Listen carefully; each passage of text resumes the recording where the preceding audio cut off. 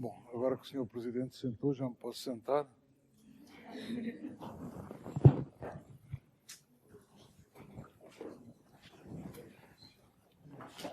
Então, comece.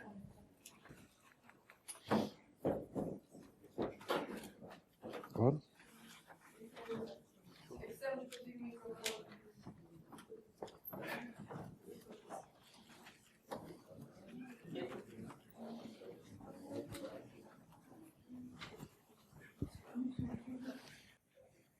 Olá. Olá. Olá. Em primeiro lugar, queria agradecer imenso a oportunidade de estarmos aqui consigo hoje. E eu tinha uma pergunta relativamente... Não é só sobre o livro que eu estou a ler, que se chama Caminho como uma casa em chamas. Tem a ver com a sua escrita, que eu quando estou a ler o livro, eu preciso de me concentrar muito para não me perder, porque aquilo tem todos os pensamentos de uma pessoa e eu gosto disso. E eu queria perguntar se, às vezes, até para si próprio, é difícil e confuso conseguir passar todos os pensamentos que lhe passam pela cabeça para o livro. Se não lhe acontece, às vezes, o próprio até baralhar-se consigo mesmo. Escrevi mal a última frase. Eu sou surdo. Tenho um aparelho para ouvir. Já o meu avô era surdo, o meu bisavô, a minha mãe, os meus tios, os meus irmãos, etc. Onde é que vocês vão ter que me perdoar? Tenho dificuldade em ouvir. Se puder repetir devagar. Era se, às vezes, a escrever, se o próprio não se baralha com os seus próprios pensamentos que o invadem a meio da escrita. Se às vezes não é um bocadinho difícil conseguir conciliar tudo, todos os pensamentos. Bom, essa pergunta dava para estar dava uma conversa por muito tempo.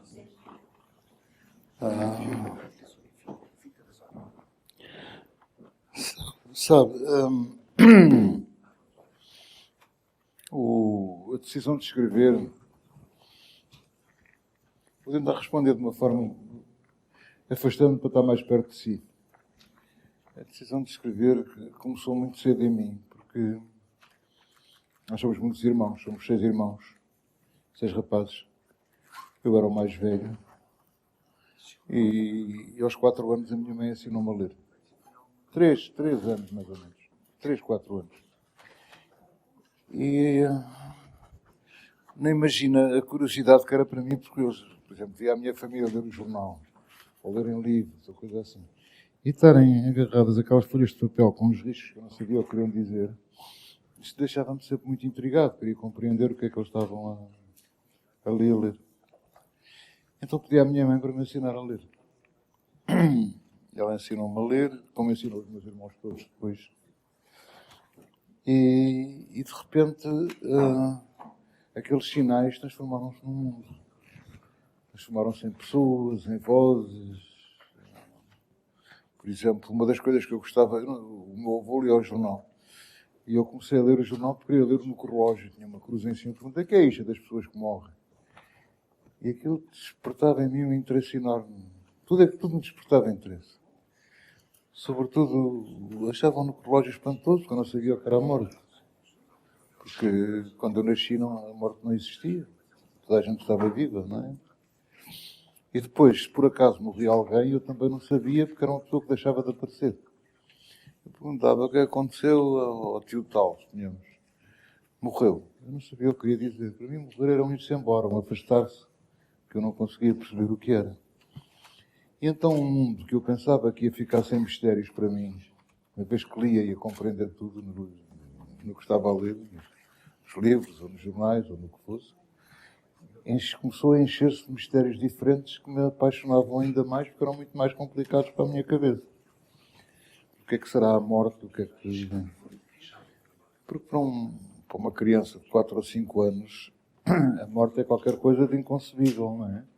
Depois via retratos apareciam os mortos de olhos fechados. E eu pensava que morrer era uma pessoa passar a estar o tempo todo de olhos fechados. E quando à noite me mandavam para a cama, outros deitavam, mandavam deitar, eu pensava, pronto, vou morrer. e ficava ali umas horas num outro mundo que eu não sabia qual era, povoado de coisas estranhas, sonhos, etc. Mas afinal a morte é agradável, porque sonha e daqui a nada acordo e vou beber café com leite e vou comer e vou sair. Portanto, a morte até era uma coisa agradável. Só achava era estranho que os mortos se afastassem. Onde é que eles estariam? Então, toda a minha infância, os primeiros anos de vida foram passados assim, porque cada vez que eu aprendia qualquer coisa, surgiam-me novas perguntas. Perguntas, atrás de perguntas, atrás de perguntas, eu não tinha resposta para nenhuma delas. Ou quando achava que tinha encontrado a resposta, mudava uma pergunta. Ou a pergunta passava a ser outra. Então, isto para uma criança, isto era uma família muito grande, não é? Muitos filhos, muitos tios, muitas tias, muita gente. Tudo uma família tribal. Isto se passava numa quinta, perto de Benfica. Que na altura era muito bonito. As pessoas que lá viviam diziam vou a Lisboa.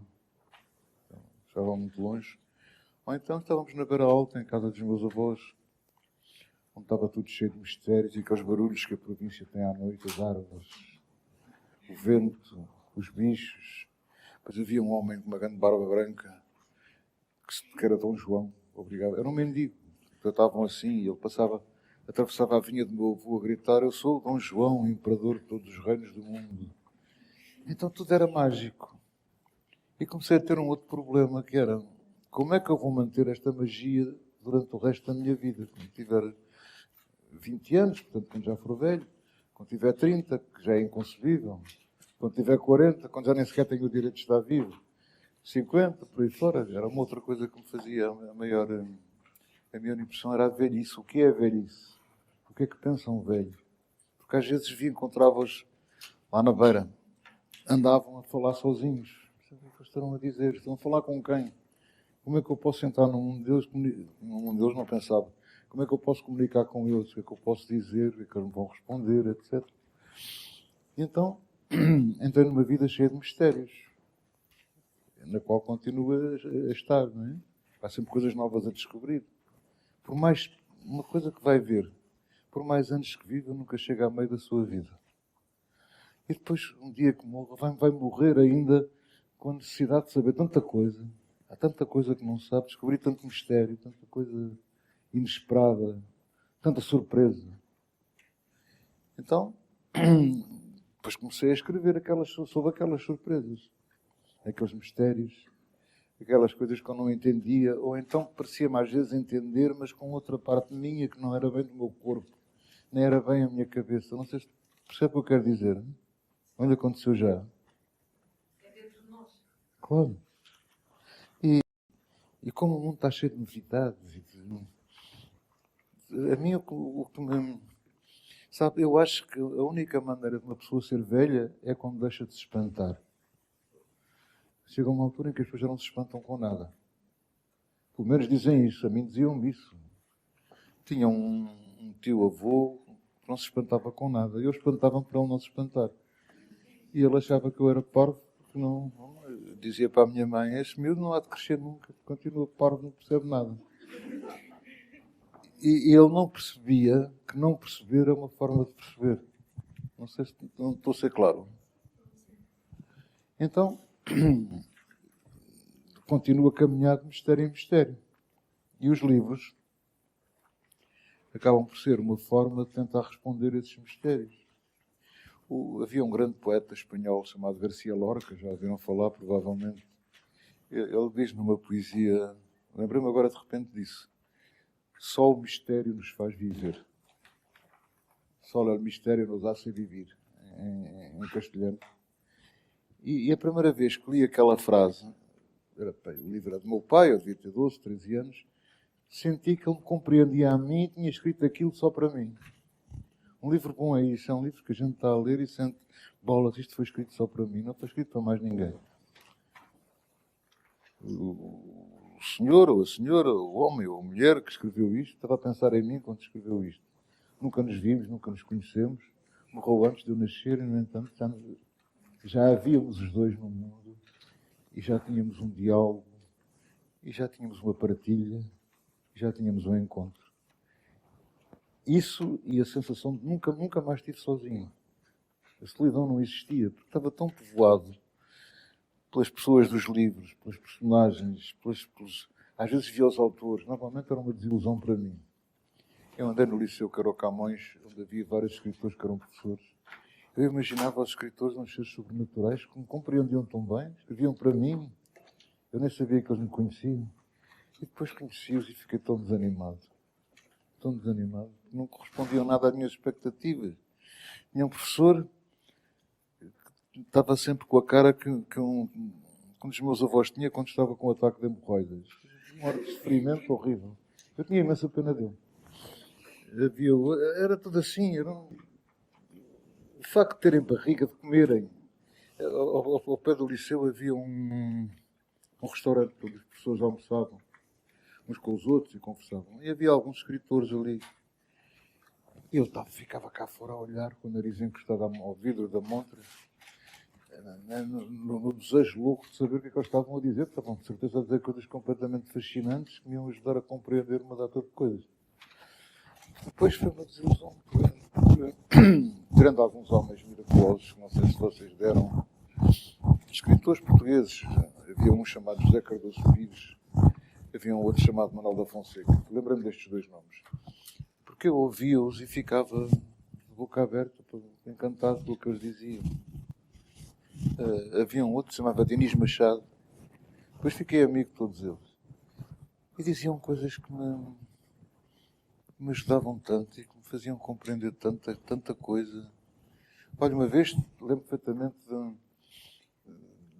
de repente veio-me à cabeça, estava uma frase que o Dinis Machado tinha escrito, que era assim, está num livro dele, que é muito, muito bom esse livro, vocês vão gostar, chamado O que diz Mulher.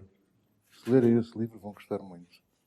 A certa altura ele diz: ao país de cristal que longe eu estou, dava um ano de ordenado por um minuto da minha infância perdida. Que é aquilo que eu sinto isso tantas vezes. E julgo que todas as pessoas assim velhas como eu também sentem. E então aprendia com eles coisas tão pequenas do cotidiano e ao mesmo tempo tão importantes. E a vida tornava-se, como é que eu ia dizer? Tornava-se mais legível. No sentido como se a gente pudesse ler aquilo que estava a acontecer. Como se a gente pudesse ler a nossa vida. Então pensei, é isto que eu quero, e comecei a escrever. Tinha 5 anos e anunciei à minha mãe que tinha feito um romance. O romance era compridíssimo, tinha de uma página. E a palavra que eu achava aquilo compridíssimo. E a minha mãe disse, não, tem que ter mais páginas e não sei o quê. E eu, como não sabia o que havia de escrever, agarrei no jornal que mandavam para o meu avô, que chegava à Aveira ao meio-dia, no comboio do meio-dia, e que nós íamos buscar à estação para eu ler. Mas o meu avô era muito engraçado a ler jornais. Porque abria logo na página das mortes, no relógio. E ria-se. Ha, ha, ha, ha. Então, e dizia-nos para nós em voz alta. Abria o jornal, começava a ler e dizia, estúpido, morreu com 40 anos. Gargalhada. Este pravalhão que morreu com 20 e tal. Olha para a fotografia, já viste isto? Mas quem é que se lembra de morrer com 20 anos? E então a morte aparecia como uma coisa tão divertida. Ou seja, a morte para ele era uma questão de mau gosto. Havia pessoas que tinham o mau gosto de morrer. Ou tinham a lembrança meio idiota de morrer. E o facto de ter crescido no meio de pessoas assim, que eram pessoas normalíssimas, embora tivessem hábitos chatos, por exemplo, de mandarem-me lavar os dentes e outras coisas que eu detestava, havia esta dimensão de irrealidade e de mistério. E a vida era ao mesmo tempo uma verdade e uma ficção, não sei se estou a ser claro. Parecia que eu estava a inventar os dias, em vez de durar o tempo que eles duravam, em vez de estar submetido a eles. Isto depois trouxe imensos problemas aos meus pais, porque meus irmãos eram todos muito bons alunos, eu era péssimo aluno. E a minha mãe foi uma vez ao liceu, eu tinha 11 anos, ou 10, ou não sei. Depois eu entrei para a faculdade com 16, então era miúdo. E ela, quando eu cheguei a casa, disse, não pode ser. Eu fui ao liceu, os teus colegas estavam todos a olhar para o professor e tu estavas a olhar pela janela. É porque os plátanos, havia dias em que me diziam muito mais que os professores. E diziam coisas mais interessantes. A gente tem que estar com atenção. Agora, lá voltei a lembrar-me, quando disse isto, desse grande poeta espanhol que se chama Garcia Lorca. Se vocês lerem com o vosso português, compreendem perfeitamente a poesia dele. Só o mistério nos hace vivir. Ele viveu pouco, porque aos 36 anos foi morto pelos franquistas durante uma coisa que foi a Guerra Civil de Espanha. Foi uma guerra que houve lá. Entre os bons e os maus, embora na guerra não haja bons nem maus, somos todos maus. Eu fui mau na guerra. E fui violento, e fui brutal, mas estava tão zangado. Estava tão zangado com o mundo, mas estava sobretudo zangado comigo. Sobretudo zangado comigo, por estar ali, por ter uma arma, por ver morrer, etc. Bom, acho que isto para a introdução, desculpe não ter respondido precisamente daquilo que estava a dizer, mas eu acho que de certa maneira também disse coisas que estavam na sua pergunta e algumas que não disse, mas estavam lá sem as ter dito. Mas é uma coisa que me continua, para acabar só, que me continua a espantar e a seduzir. É a quantidade de mistério, de coisas extraordinárias que existem à nossa volta. Tudo é mágico. Tudo é mágico. E se a gente souber viver nisso, e ao mesmo tempo naquilo que as pessoas chamam realidade imediata, que é a mesma coisa, embora há filósofos que digam que a realidade não existe, e poetas, la réalité, ça n'existe pas, em francês. Não digo em russo, porque agora não me estou a lembrar. Quer dizer, não me lembraria nunca, porque não sei falar. Mas acho que já chega de falar em vocês agora.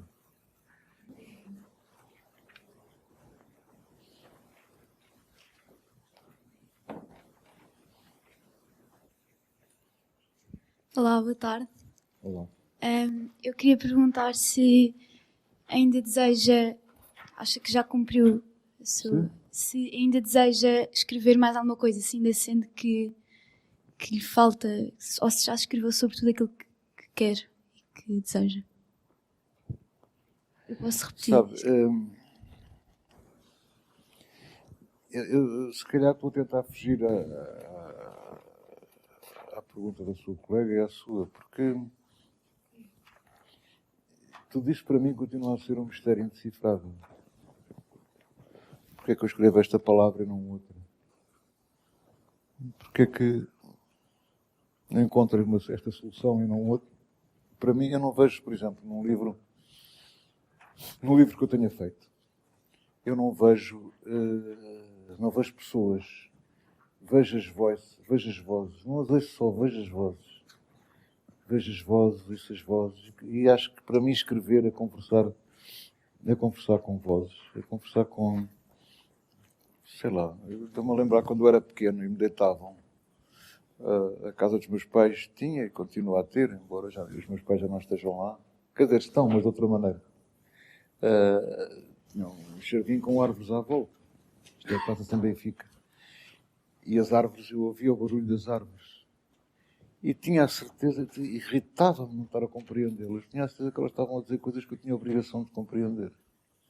Agora acho que já percebo um bocadinho as árvores.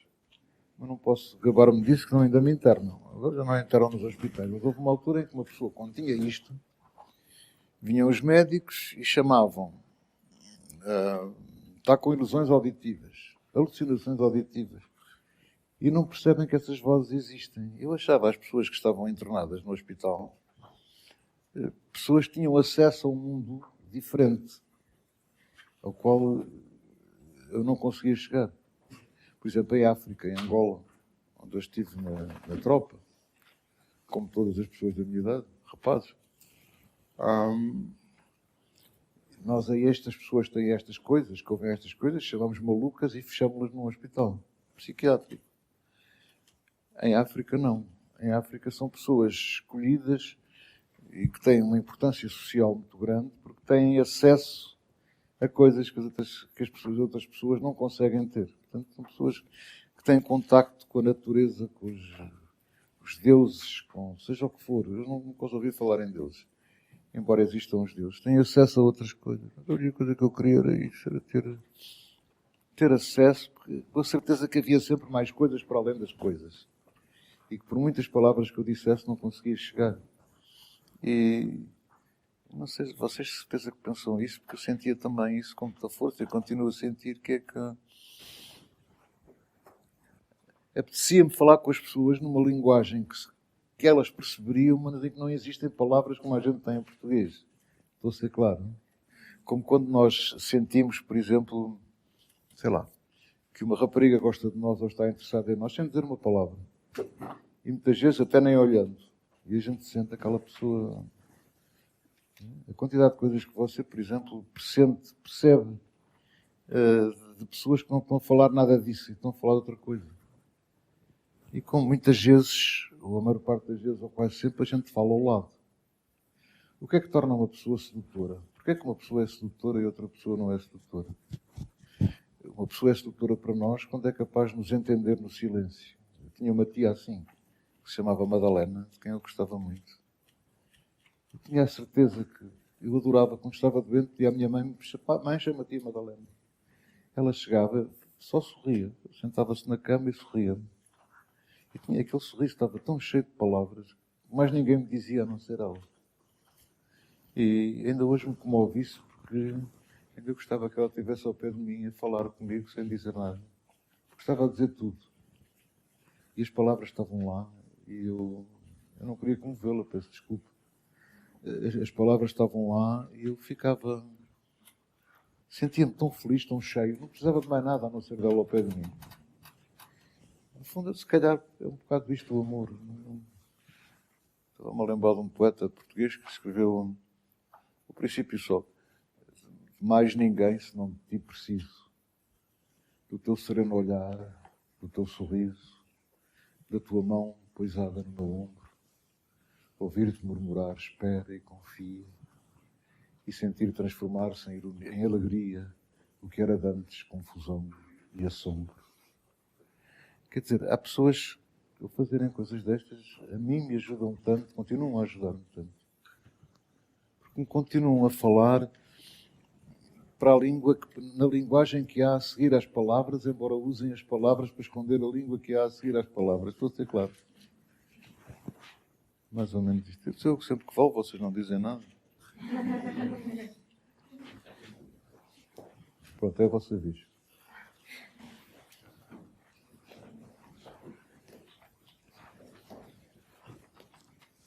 Boa tarde. Boa tarde.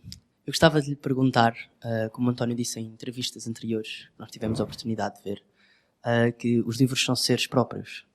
E, portanto, eu gostava de saber a partir de que momento é que o António está a escrever um livro. A partir do momento? Em que o António está a escrever um livro e o livro passa a ser ele próprio e deixa de ser só o livro do António. Sabe, um livro é uma coisa muito estranha. Porque uma pessoa pode pensar que está a escrever aquilo que quer escrever. Mas não está. Está a escrever aquilo que o livro quer que se escreva. O livro não existe. Não existe. O livro só existe à medida que vai enchendo as páginas de palavras, palavras, palavras por aí fora, não é? Então é que ele começa a existir devagarinho, aos bocadinhos. Havia um poeta, muito bom poeta, chamado Mário Cesarini Vasconcelos. Muito, muito bom poeta. Vale a pena, vocês iam gostar de ler. Que diz que, mais ou menos isto é num poema dele. O que ele fazia era ficar quietinho, com os braços assim abertos, e chamar-me baixinho pelo nome das personagens, e elas começavam a chegar uma a uma. Então escrever é isso, é conseguir misturar-se com as pessoas que parece que não existem, mas existem, que estão dentro não sabe-se não é bem dentro da sua cabeça, porque está a assistir a elas. Portanto, estão ao mesmo tempo fora e dentro de si, fora e dentro do mundo, como as pessoas de quem nós gostamos muito. De certeza que vocês têm pessoas que gostaram muito na vossa vida e que já não estão cá. Morreram, ou isso assim. É extraordinário como a saudade pode fazê-las viver de novo. E estarem dentro de nós, e a gente reconhece o som da voz, o silêncio. As pessoas falam imenso no silêncio. conhece o som da voz, conhece as palavras, conhece. Às vezes eu gostava muito do meu avô, o pai do meu pai. E às vezes estou sozinho, ou estou a escrever, ou estou sentado sem olhar para nada, que é a minha atividade favorita, não olhar para nada, estar calado sem olhar para nada. E de repente sinto a voz dele, ele dizia meu filho, era o filho mais velho, portanto, ele era brasileiro, portanto isto era muito importante, o facto de eu ser o filho mais velho, tinha direito ao título de Morgado, o meu Morgado, o Morgado era eu, não os outros netos. E às vezes quando estou sozinho, e ele acha que eu não estou a pensar nele, e acha isso muito injusto da minha parte, sou eu, porque ele está de certeza a dizer o meu Morgado. O meu Morgado. E era bom, porque como fazia festas, eu tinha imenso avô, pensava, vão pensar que eu sou maricas, tinha 12 anos, estava com o meu avô, que era um homem grande, moreno, muito grande, e ele punha-me a mão no pescoço, e eu, depois da morte dele, quando eu tinha 18 anos, passei a ter tido vergonha que ele me fizesse festas na rua. Vão pensar que eu sou maricas, que era o pavor de todos os adolescentes. Pensar que eu sou maricas. E agora tenho umas saudades. Tomara eu que ele estivesse aqui, e me desse beijos. Depois dava uns beijos que tinham língua, sempre molhava-me as bochechas, era ótimo. Eu na altura ficava cruzado, ia me limpar, procurava lenços para me secar. E agora tenho saudades daquele cuspo todo e daquele nariz que roçava na minha bochecha e que era tão bom. Então, nós temos a obrigação de entreter essas pessoas. Não. Se o meu avô me visita, eu não vou deixá-las chatear-se ali comigo. Então começamos a falar. Pronto. Depois põe-se um título e publica-se. Então, muitas vezes podem ser conversas com as pessoas de quem nós gostamos, porque continuamos a gostar delas da mesma maneira. Eu não sei muito bem o que é um livro. Um livro é um certo número de páginas que a gente diz, isto é um livro. Pronto. Um livro é aquilo que o autor resolveu chamar livro. Mas vocês passam o tempo a escrever também, falando mais ou menos no sentido das que eu estou a conversar com vocês, não é? E, portanto, há uma parte criativa em vocês, uma parte que é capaz de fazer isto tudo. Simplesmente a gente ou tem medo, ou tem preguiça, somos muito inseguros, as outras pessoas vão pensar, o que é que vão pensar? Quem ler isto vai pensar que eu sou parvo. O medo de parecermos parvos aos olhos dos outros. Se nós percebêssemos que os outros nos ligam muito menos do que nós imaginamos, deixávamos de ter este medo. A maior parte das pessoas estão-se nas tintas para si. Querem lá saber das figuras que está a fazer. Somos nós que temos medo, que achamos que estamos a projetar coisas nossas nos outros, imaginando que os outros nos estão a dar imensa atenção. Na maior parte das vezes não estão a dar atenção nenhuma. E às vezes você pergunta-se a si mesmo, afinal, quem é que me ouve? Quem é que sabe quem eu sou? E a culpa começa por ser, em princípio, sua, porque você é que se esconde. E as pessoas, em princípio, só veem o que está à vista, não é? Porque têm muita dificuldade de ver o que está para trás dos olhos, que é a principal maneira de se ver. E também porque não queremos mais complicações na vida e estamos povoados de medos estranhos e sem sentido e acabamos por viver condicionados por eles. Claro que nenhuma vida é uma alegria permanente, não é? E na vossa idade sofre-se imenso. Eu sofri imenso. Começava logo por sofrer com o facto de ter de lavar os dentes. E da minha mãe me vi chatear com essas coisas. Já não tens idade para não lavar, para ser preciso ainda mandar-te lavar os dentes e outras coisas assim desse género. Depois, a gente não sabe bem eu não sabia bem qual era o meu estatuto. Não sabia se era um homem ou se era um miúdo, não é? Porque tinha coisas de homem e tinha coisas de miúdo. Tinha às vezes uns desejos abstratos de rapariga. Vocês já têm mais de 13 anos, já podem ouvir isto. Desejos carnais, físicos. E de qual sentia uma culpabilidade enorme, porque tudo isto se passava como de padre à volta. Aqueles padres à antiga, que iam logo rezas e perguntavam, vocês andavam a tocar na confissão. A primeira vez que me perguntaram, eu fiquei parvo, tocar-me aonde? Fui perguntar ao meu pai. Vocês andavam a tocar, tinha um professor de moral, era no Liceu Camões onde eu andava, que no primeiro ano, portanto, tinha 6, 7, 8, tinha 9 anos, que dizia: só se pode mexer na pilinha para 5 coisas. Para fazer xixi, para ajeitar, para lavar, para coçar e para pôr remédio. E quem fizer para outras coisas é pecado. Isso é ver uma estupidez disto. E eu contei em casa, à mesa e tal, e o meu pai disse que o pai, que era modernaço e fumava cachimbo, adiantou logo: há uma estupidez completa, não ligues ao homem, não sei o quê, não sei o quê, não sei o quê. Mas depois a coisa complicou-se, porque ele às vezes, ele não era padre, era médico, às vezes convidava um aluno de nós para sentar ao lado dele lá em cima, na secretária, ao pé do quadro. E uma vez chamou-me a mim, que era loirinho, de olho azul, bonitinho e tal, e estava a dar a aula, que era sobre o templo, nunca mais me esqueço, o templo de Jerusalém, e usava calções, e por baixo da mesa a mãozinha dele ia passeando por mim. Eu achava aquilo um bocado estranho, mas ele era o setor, né? E não... fazia montes de festas nos joelhos. Depois subia-me com os calções acima e tal. E eu não sabia muito bem o que havia de pensar. E uma vez... vou contar isto para vocês. E uma vez... vou contar. E uma vez, no fim da aula, já tinha chamado vários colegas meus, aquilo tinha sido a minha vez, nunca tinha sido chamado para aqueles preparos. Nem as festas também não eram especialmente boas, porque tinha a mão suada. Se lembro perfeitamente que a mão era suada e molhava-me e não me era agradável.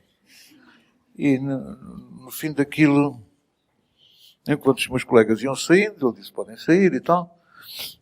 E ele fica com uma voz baixinha e pergunta: como é que é? Tens leite na pilinha? Eu fiquei parvo. Nunca me tinham feito aquela pergunta. Porque quem tinha leite era a minha mãe, que eu via sempre a dar de mamar, porque os meus irmãos iam nascendo, atrás dos outros e tal. Mas fiquei muito assombrado com aquela pergunta. Estávamos à mesa, era a minha mãe, o meu pai, uma porção de filhos de um lado, uma porção de filhos do outro. E eu andava com aquela história do leite na pilinha, não percebia aquilo. Fazia-me imensa impressão, andava apavorado com aquilo. E disse: pai. O meu pai respondeu com... Os pais são sempre... O meu pai era muito agradável a responder. O que é que foi? Sempre ser simpático, agradável. O que é que foi? Pai, eu tenho leite na pilinha. E de repente, os meus irmãos continuaram a falar, mas o meu pai de repente ficou um poço de silêncio. Era um poço enorme de silêncio. E eu, cheio de cuidado, não caí lá dentro. Que história é essa? Pai, que história é essa? Eu não percebia nada daquilo. Eu disse: pai, é que o setor de moral perguntou-me se eu tinha leite na pilinha.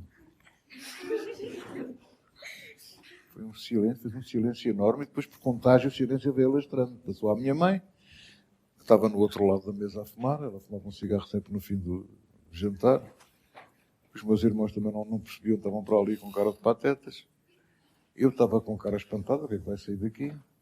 E o meu pai não disse nada, desapareceu. Levantou-se e saiu. Ouvimos o motor do carro no jardim. Depois não ouvimos mais nada. E depois o professor moral teve 2 meses a ir ao lixo a dar aulas à gente. Não sei porquê. E quando voltou a dar, não ficou com a minha turma, também não sei porquê. E olha, o problema do leite na pilinha resolveu assim. Quer dizer, resolveu-se por mim. Portanto, o que é extraordinário é a quantidade de coisas inesperadas que estão à nossa espera em cada esquina, em cada momento, a cada hora. Simplesmente nós não estamos muitas vezes abertos a elas. Não é? Estava-me a lembrar de um escritor que contava... dizia a outro escritor... Eu conheci os dois, não vou dizer os nomes. E ele dizia para o amigo: descobri que a minha mulher deixou de gostar de mim porque deixou de se vir despedir de mim à escada, quando ele ia trabalhar, não é? Ela vinha à escada dizer-lhe adeus. E o outro respondeu só com outra pergunta, que era: Ou foste tu que te esqueceste de olhar para trás? Porque a maior parte das vezes não são as pessoas que se esquecem de se despedir de nós. Somos nós que nos esquecemos de olhar para trás. E talvez muitas coisas não corram bem nas nossas vidas porque nos esquecemos de olhar para trás. E de olhar para trás e de ver o sorriso que ficou lá em cima, suspenso, à espera, sem ninguém que o receba. É você vez.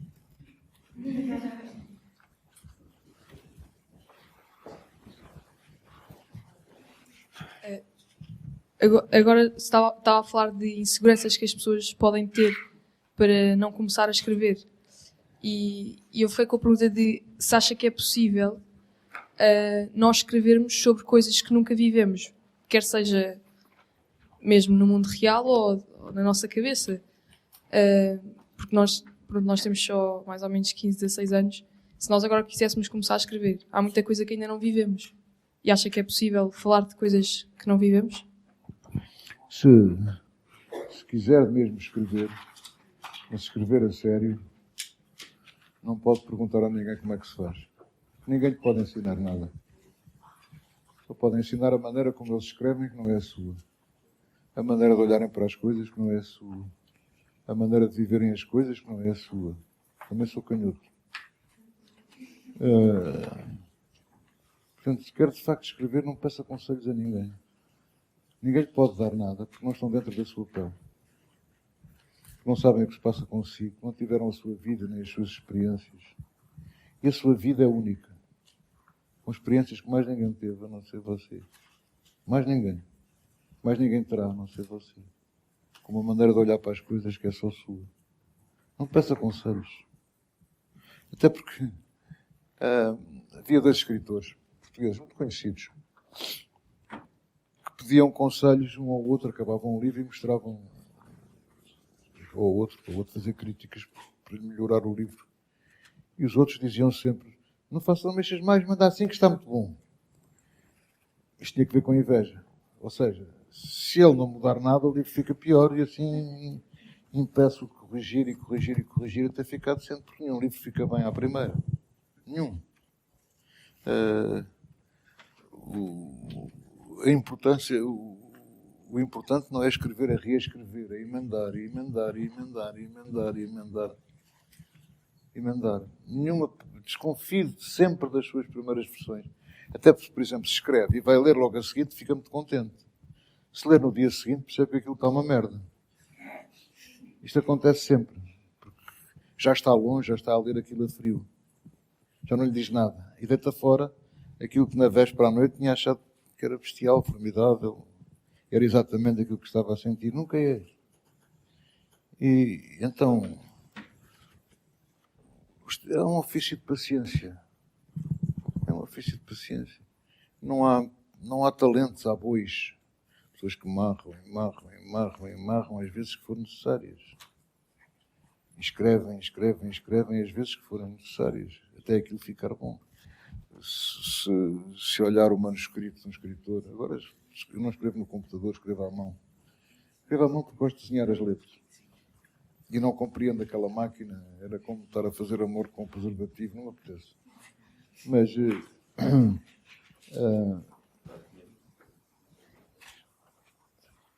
tenho que escrever tantas vezes as coisas até elas ficarem mais ou menos aceitáveis. Até havia um poeta alemão, um chamado Rilke, não sei se alguns de vocês conhecem, que dizia: tenho que escrever o número de vezes até as coisas se tornarem sangue, olhar e gesto. Percebe? Até o meu corpo ter absorvido as palavras que depois deixou no papel. Até eu as engolir de novo e finalmente me pertencerem. Até eu poder mexer nelas.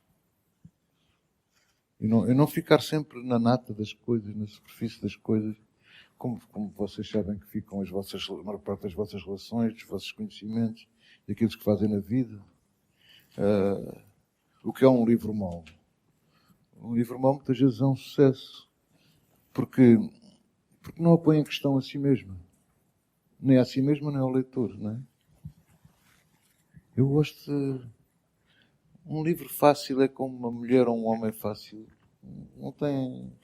Me interessa a mim. Onde tudo é óbvio. onde tudo está à mostra, não me interessa nada. Não me interessa-me o que é difícil. Como dizia o Regi, amar o longe e a miragem. E tem que fazer das coisas... Agora estou cheio de citações. Era um outro poeta que era o Rilke, um poeta alemão, que dizia: até que as coisas se tornem sangue, olhar e gesto. Até que aquilo que eu escrevo se torne o meu sangue, o meu olhar e o meu gesto.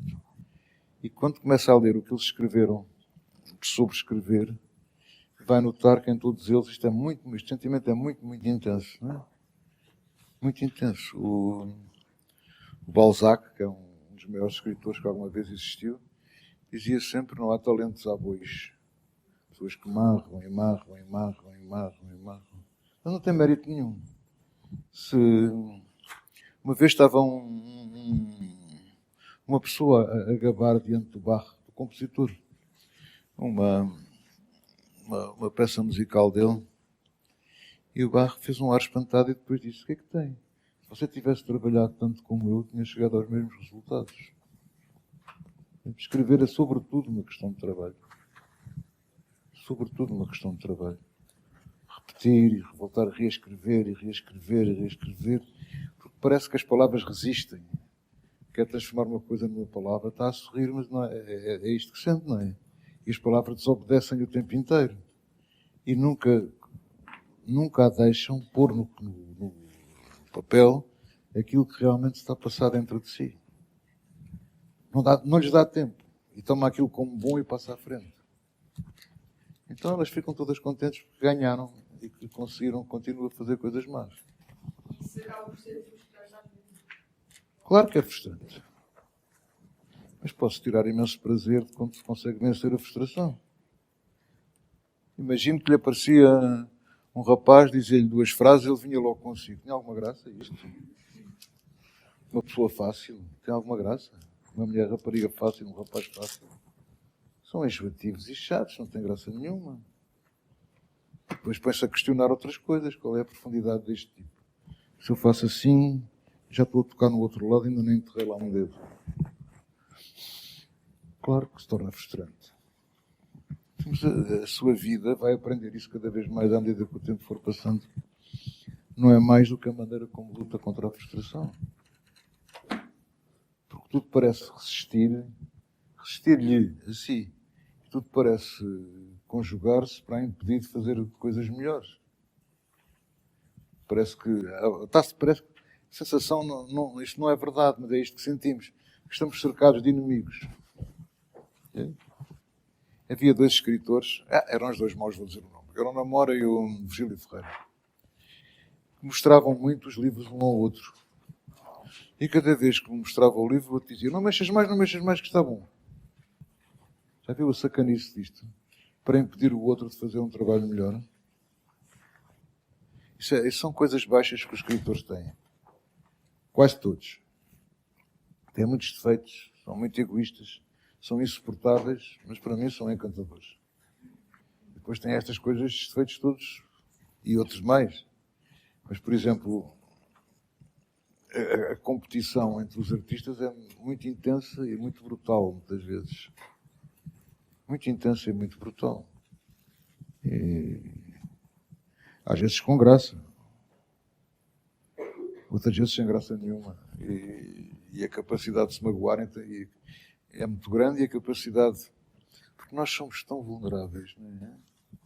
E a gente pode sofrer tanto por um nada. E a maior parte das vezes sofremos tanto por um nada. Coisinhas pequeninas. Ficam cá dentro a moer-nos, a doer-nos.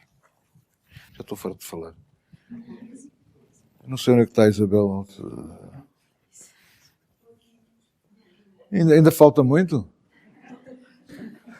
Eu acho que eles estão com muito interessados. Se calhar ainda há mais perguntas lá. Então, se não se importa, eles vão fazer as perguntas que têm. E depois respondem o que lhe apetecer. Não é que se a gente acabar mais cedo, vocês ficam com vontade de mais e têm saudades minhas. Se eu estiver aqui muito tempo, ficam fartos, não têm saudades nenhumas. Eu detesto que não tenham saudades minhas. Tem mais um. Quem é que tem perguntas ainda? Para não lá o braço. Pode fazer. Aceita mais. Quem é que tem mais? Ponham lá o braço mais quem tem. 2, 3, 4. 4. Então, se calhar, eles podem fazer as perguntas todas e depois respondem tudo em conjunto. Posso tentar? Boa tarde. A nossa escola todos os anos costuma ter um lema pelo que nós nos guiamos e este ano é "Não temas, estou contigo", e eu gostaria de saber qual é que é o seu maior medo e como Posso é que falar mais devagar, se faz favor? todos os anos a nossa escola tem um lema e este ano é "Não temas, estou contigo", e eu gostaria de saber qual é que é o seu maior medo e como é que acha que o conseguiria ultrapassar. A Isabel estava a dizer para... Boa tarde outra vez. Eu gostava de saber se o António pensa que aquilo que nós temos mais para dar fica por escrever ou se Não ouvi as últimas palavras, desculpe. aquilo que nós temos de melhor para dar quando estamos cá, quando estamos vivos, se fica por escrever ou se é aquilo que nós escrevemos. Se nós conseguimos escrever mesmo o melhor de nós ou se o melhor de nós é aquilo que fica por escrever. Outra pergunta.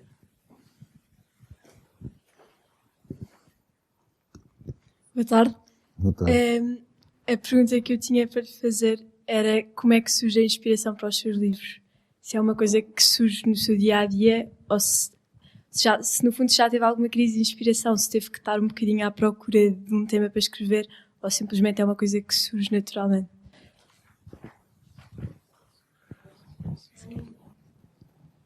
Boa tarde. Eu gostava de lhe dizer primeiro que estou a ler Que Cavalos São Aqueles que Fazem Sombra no Mar, e gostaria de lhe perguntar se até que ponto é que nas suas obras e nas obras de um leitor, até que ponto é que a ficção não ultrapassa, não passa para o lado da realidade e vice-versa, e como é que é possível lidar com isso enquanto escritor? Já está?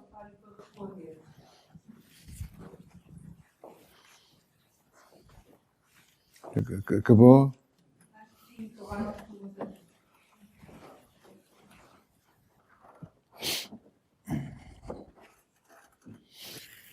Estava a tentar lembrar-me de uma frase que me tinha vindo à cabeça onde você estava a falar. E perdi-a, escapou-me. E não está a querer vir. É engraçado isto, como estamos sempre cheios de coisas que nos escapam e como deixamos fugir as coisas que mais nos interessam muitas vezes. E como tantas vezes perdemos as coisas por desatenção. As pessoas perdem-se por desatenção.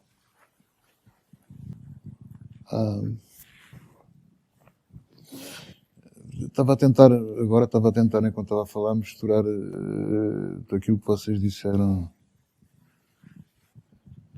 Talvez, basicamente, por trás disto tudo esteja uma outra pergunta que contém as vossas perguntas todas, que era o que eu estava a sentir, pelo menos. O que é realidade, o que é ficção? Será que aquilo que eu escrevo é ficção, isto é, uma coisa imaginada, construída por mim, a partir de factos mais ou menos reais, ou a partir de factos que eu criei, que eu inventei, me apareceram subitamente à cabeça, que eu ouvi na rua? O que é ficção? O que é verdade? No fundo, a pergunta é sempre a mesma. O que é a vida? O que é isto que se passa comigo? Esta duração de tempo a que chamamos vida? Será que isto existe? Será que é isto que se passa à minha volta? Ou será que isto não passa de uma construção minha, da minha cabeça, de qualquer coisa em mim que pensa? Porque às vezes sentimos que é qualquer coisa em nós que está a pensar por nós. E então, a gente vive, é muito engraçado, não sei se vocês já repararam, a gente vive numa dualidade de sensações, numa situação, como dizer, uma situação dual. Quer dizer, isto que eu estou a viver é verdade? ou são apenas coisas que eu sonhei? Ou se os sonhos que eu sonhei, quando é que eu era mais real? Quando estava a sonhar, quando estava desperta? Ou quando penso que estava a sonhar, ou quando penso que estou desperto? Porque na realidade não sabemos. Não sabemos se isto, por exemplo, que estamos aqui a conversar, a dizer coisas, não sei o quê, se é uma coisa que existe mesmo. Ou se é uma coisa que a nossa cabeça está a engendrar agora, à medida que estamos aqui a ouvir-nos. Ou então nem sequer estamos a falar e estamos a ouvir vozes que fomos nós que criamos dentro de nós. No fundo, acaba por ser a pergunta que o Pôncio Pilatos se faz no Evangelho, não é? Quando pergunta a Jesus o que é a verdade. Eu julgo que ninguém tem resposta para isto. O que é a verdade? A verdade é uma mentira inteligente, é uma mentira piedosa, como nós dizemos aos doentes, quando lhes dizemos que estão com ótimo aspecto, ou que não vão morrer. Eu era médico antes de se escrever só. Ou que não vão morrer, quando sabemos perfeitamente que vão morrer, e eles sabem que vão morrer. E então toda a gente joga ao mesmo teatro. O doente a fingir que tem esperança. O médico a fingir que lhe dá esperança. De qualquer maneira, uma coisa é certa na vida. Isto de estar vivo não vai acabar bem. Pode durar muito tempo, pode durar assim, pode durar pouco. Mas normalmente não acaba bem. Quer dizer, eu não sei muito bem quando é que acaba, porque não sei quando as pessoas deixam de ver o que é que veem de facto. Ninguém sabe responder a isso. Às vezes eu perguntava às vezes aos cegos, o que é que você vê? E quase metade deles dizia, vejo cinzento. E de facto parece provado que veem uma cor cinzenta quando com a maior parte das doenças que produzem atualmente cegueira, que são conhecidas, o que a pessoa vê é uma mancha cinzenta. Mas depois eu começo a fazer-me perguntas a mim mesmo, quer dizer, o que é que eu posso fazer dessa mancha? Como é que eu posso vestir o cinzento de outras coisas? E depois outras perguntas ainda, a partir daqui, é extraordinário como as perguntas depois geram mais perguntas, e mais perguntas, e mais perguntas, e mais perguntas. E no fim, quando chegamos ao fim, o que fica é um nada desolado, não é? E abrimos as mãos e não temos nada nelas. E somos muito pobres, de facto. Então, a única maneira de viver é, penso eu, é a gente criar a nossa vida. Porque a realidade é uma coisa que não existe, não é? Os filósofos e os psicólogos, etc., já demonstraram isto há muito tempo. Que a realidade não existe. Porque cada pessoa tem uma realidade diferente. Para cada um. Inclusive, há uma peça de teatro chamada Cada Um Sua Verdade, etc., etc., etc. Porque é que há pessoas do Benfica e pessoas do Sporting? Se toda a gente visse, era tudo do Benfica, claro. Agora, eu não compreendo que possa haver... É difícil para nós, pessoas, compreendermos que possa haver maneiras diferentes da nossa de olhar para as coisas. Pessoas que gostem de outra marca de automóveis, ou de outros livros, ou de outro tipo de vida, sei lá.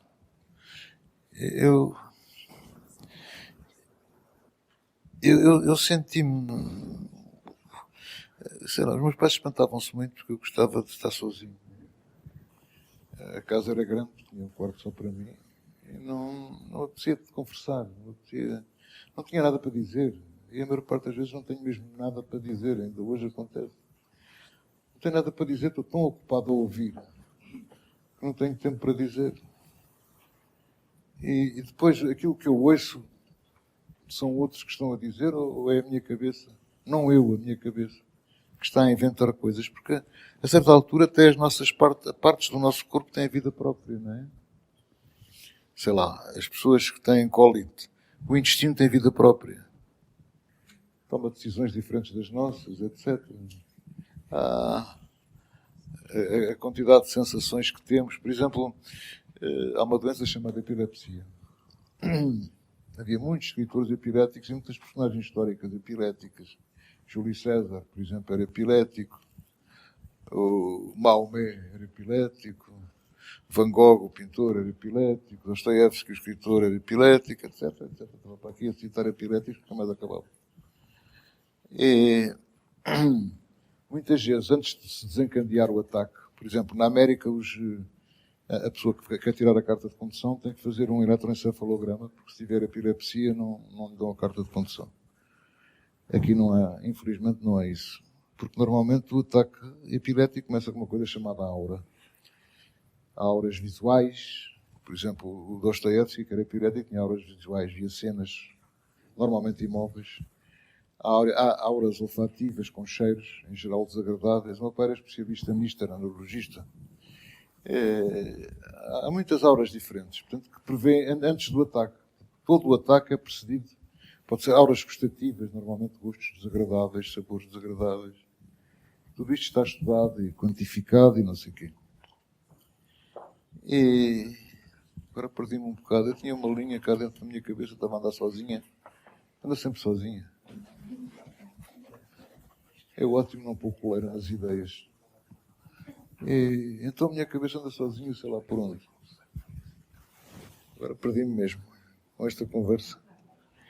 Não sei, eu acho que o segredo de viver e da gente não se deprimir é aceitar as coisas tal como elas são. E depois mudá-las. Por exemplo, os meus pais diziam: não te esqueças de não sei o quê, não sei o quê, não sei o quê, não sei o quê. Ouviste? Ouviste? E um dos meus irmãos, o Pedro, que era sábio, dizia: sim, mãe. Nunca ouvi dizer que não. Pedro, esta casa isto não é uma pensão. Sim, mãe. Quero-te para jantar às 8 horas. Sim, mãe.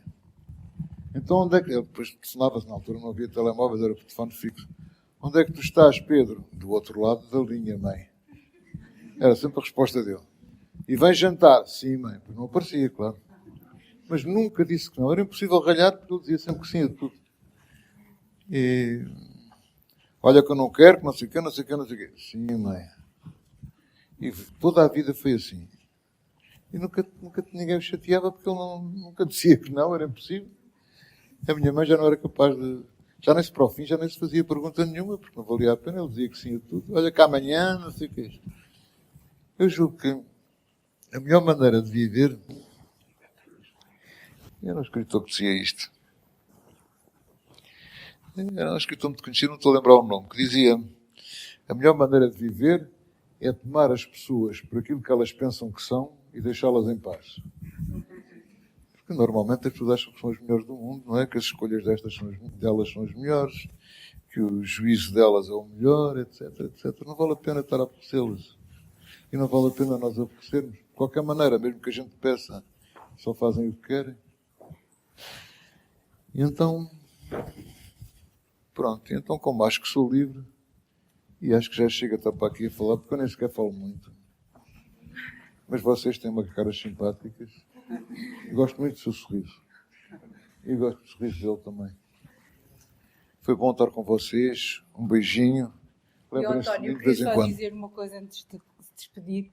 Eu acho que o nosso escritor António Lavatunos foi extremamente generoso em vir aqui.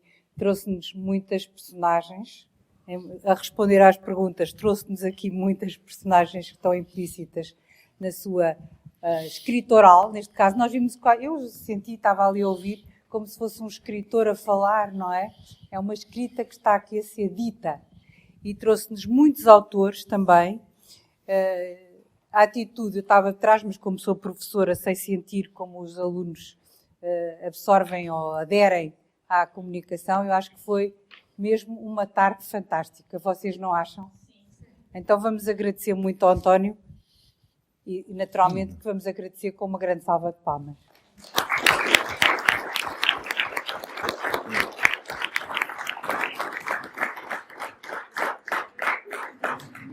Gente e tudo. Sim. Mas tem imensas coisas.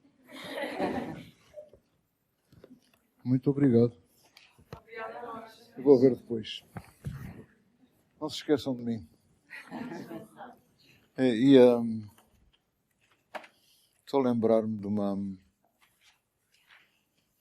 Eu fazer umas crónicas para a Visão, porque me pagam muita massa, faço aquilo. Tinha feito uma sobre um escritor que eu gosto, chamado Evelyn Waugh, escritor inglês. E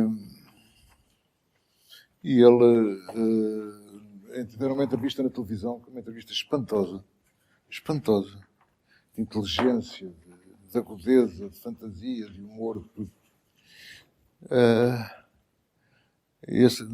No fim, a última pergunta do jornalista inglês era: o que é que você espera do futuro? O que é que espera das pessoas? E ele disse só uma frase: espero que rezem pela minha alma pecadora. Portanto, aqueles que acreditam em Deus, só vos pedia que rezassem pela minha alma pecadora. Muito obrigado.